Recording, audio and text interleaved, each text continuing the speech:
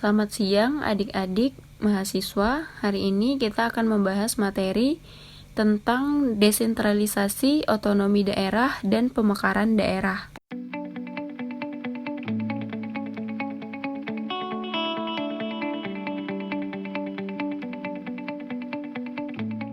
Materi hari ini kita akan membahas mengenai konsep desentralisasi, kelompok urusan pemerintah, elemen penting desentralisasi, dan metode penyerahan urusan pemerintahan.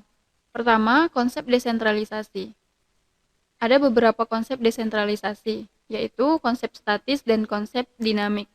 Konsep statis, suatu keadaan dalam organisasi di mana pengambilan kebijakan dan pelaksanaannya tersebar di seluruh pelosok wilayah negara, atau di luar puncak hierarki organisasi.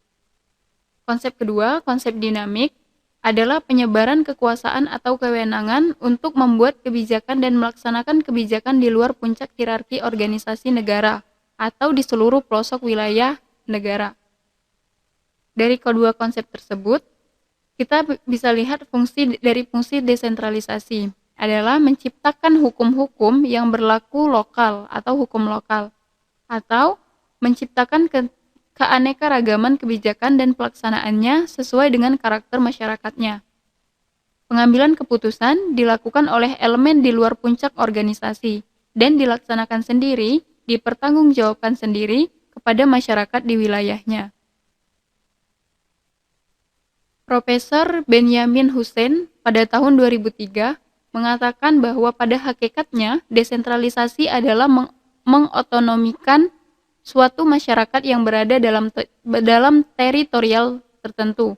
Sesuai dengan arahan konstitusi, pengotonomian tersebut dilakukan dengan menjadikan masyarakat tersebut sebagai provinsi, kabupaten, dan kota.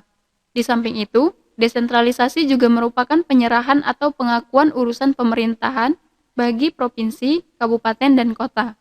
Dalam kerangka hukum, selama ini pengertian desentralisasi hanya menonjolkan aspek penyerahan urusan pemerintahan saja. Elemen penting desentralisasi.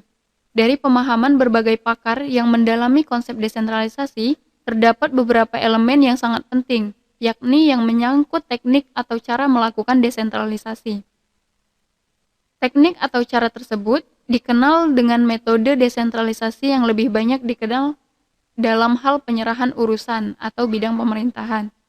Metode ini menyangkut cara dan proses desentralisasi yang meliputi baik penyerahan urusan maupun pembentukan daerah otonom. Kelompok urusan pemerintahan.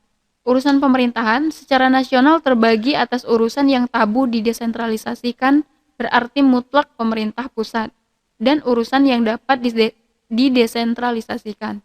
Dalam urusan yang dapat didesentralisasikan, sebagai sebuah organisasi, pemerintah pusat tetap memiliki peranan karena pemerintah pusat merupakan pihak pemegang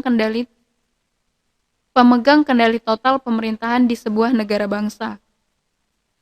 Metode dalam penyerahan urusan. Secara umum, hanya terdapat dua teknik. Yang pertama, open and agreement. Yang kedua, spesifik. Open and agreement yang lebih dikenal di Indonesia adalah penyerahan urusan atau bidang pemerintahan dengan berstandar pada ajaran formil, menggambarkan bahwa penyerahan urusan dilakukan secara umum, di mana daerah otonom boleh melakukan apapun berbagai urusan yang menurut mereka pertimbangan rasional tepat dilakukan oleh daerah otonom.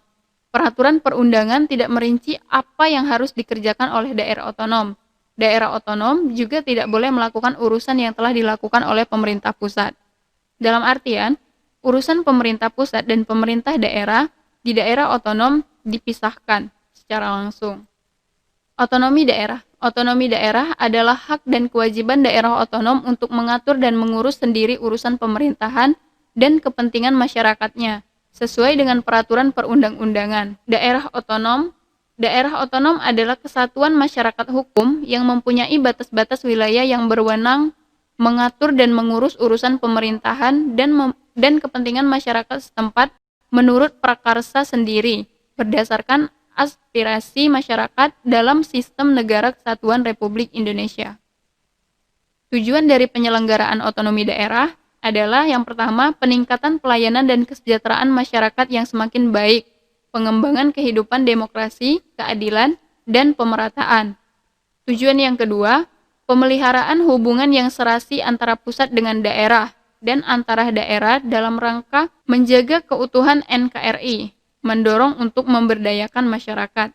Tujuan yang ketiga, untuk menumbuhkan prakarsa dan kreativitas, meningkatkan peran serta masyarakat, dan mengembangkan peran dan fungsi DPRD. Sasaran yang akan dicapai melalui kebijakan otonomi daerah.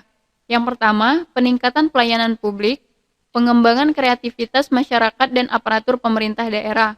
Yang kedua, kesetaraan hubungan antara pemerintah pusat dan pemerintah daerah dalam kewenangan dan keuangan. Ketiga, pemberian jaminan untuk meningkatkan rasa kebangsaan, demokrasi, dan kesejahteraan masyarakat di daerah. Keempat, penciptaan ruang yang lebih luas bagi kemandirian daerah. Adapun dasar hukum dari otonomi daerah, yaitu pada pasal 18 Undang-Undang Dasar 1945. Dari Undang-Undang Dasar 1945 pasal 18 tersebut, dilanjutkan ke Undang-Undang Nomor 32 Tahun 2004 tentang Pemerintah Daerah dan Undang-Undang Nomor 33 Tahun 2004 tentang perimbangan keuangan antar pemerintah pusat dan pemerintah daerah, di mana dalam pasal tersebut dikatakan bahwa Negara Kesatuan Republik Indonesia dibagi atas daerah-daerah provinsi, dan daerah provinsi dibagi atas kabupaten dan kota, yang tiap-tiap provinsi, kabupaten, dan kota itu mempunyai pemerintahan daerah yang diatur dengan undang-undang. Pemerintah daerah provinsi, kabupaten, dan kota mengatur sendiri urusan pemerintahannya, menurut asas otonomi dan tugas pembantuan. Konsep pemekaran daerah berdasarkan Peraturan Pemerintah Nomor 129 Tahun 2000 tentang persyaratan pembentukan dan kriteria pemekaran, penghapusan, dan penggabungan daerah. Pemekaran daerah adalah pemecahan daerah provinsi, daerah kabupaten, dan daerah kota menjadi lebih dari satu daerah. Tujuannya, yang pertama, untuk peningkatan pelayanan pada masyarakat. Yang kedua, percepatan pertumbuhan kehidupan demokrasi. Yang ketiga, percepatan pelaksanaan pembangunan perekonomian daerah. Yang keempat, percepatan pengelolaan potensi daerah. Yang kelima, peningkatan keamanan dan ketertiban. 6. Peningkatan hubungan yang serasi antar pusat dan juga daerah. Kriteria dari pemekaran daerah, yang pertama, kemampuan ekonomi. Yang kedua, potensi daerah. Yang ketiga, sosial budaya. Yang keempat, jumlah penduduk. Yang kelima, luas daerah. Yang keenam, pertimbangan lain yang memungkinkan terselenggaranya otonomi daerah. Adapun syarat dari pembentukan daerah, ada beberapa syarat. Yang pertama, kemampuan ekonomi. Yang kedua, potensi daerah. Yang ketiga, sosial budaya. Yang keempat, jumlah penduduk. Yang kelima, luas daerah. Dan yang keenam, pertimbangan lain yang memungkinkan terselenggaranya otonomi daerah. Dalam hal pertimbangan lain yang memungkinkan terselenggaranya otonomi daerah, ada beberapa macam. Yang pertama, keamanan dan ketertiban. Yang kedua, ketersediaan sarana dan prasarana pemerintahan. Yang ketiga, rentang kendali. Keempat, provinsi, minimal ada kabupaten ataupun kota. Yang kelima, kabupaten, minimal ada 3 kecamatan. Yang keenam, kota, minimal ada 3 kecamatan. Manfaat dan risiko pemekaran daerah. Manfaatnya, yang pertama, terjadi peningkatan kesejahteraan sesuai dengan tujuan yang telah ditentukan. Kedua, timbul peluang kerja baru. Ketiga, rentang kendali yang mengecil. Adapun risikonya, yang pertama, konflik sosial ekonomi atau masalah lokalitas nilai. Kedua, disparitas sosial ekonomi. Yang ketiga, biaya tinggi dan tambah rentang birokrasi, khusus untuk aktivitas pembangunan yang lintas batas.